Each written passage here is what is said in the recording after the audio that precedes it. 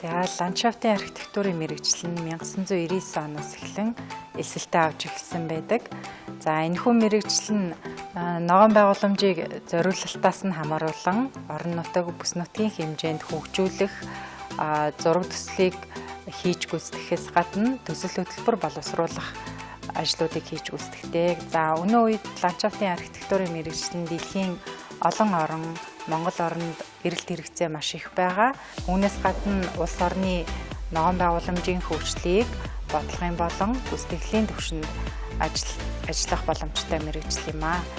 За ландшафтын архитектурын мэргэжил нь бусад архитектурын мэргэжлээс ялгаатай нь гоёл чимэглэлийн ургамлыг архитектурын элементүүдтэй хослуулж чаддгаараа онцлог байгаа. Энэхүү мэргэжлийг суралцах хугацаанд суралцагч нь сургалтуулан үйлдвэрлэлийн дадлагуудыг хийж гүйцэтгэн. Энэхүү дадлагаараа мэргэжил дээрээ гараад хийх боломжтой бүхэл түвшний дадлагуудыг практик дээр хийж гүйцэтгэдэг.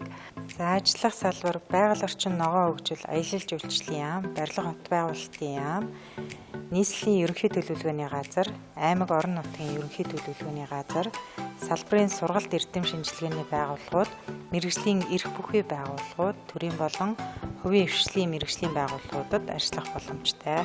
Та манай хөтөлбөрт элснээрээ гадаад дотоодд мэргэжил дээшлүүлсэн чадварлаг боловсон хүчин багш нараар сургалт судалгааны маш сайн орчинд суралцах боломжтой юм аа. За бакалаврын сургалтын хөтөлбөрийг төгсөөд магистрийн, докторийн хөтөлбөрт элсэн суралцаж илүү сайн нарийн мэрэгших боломжтой.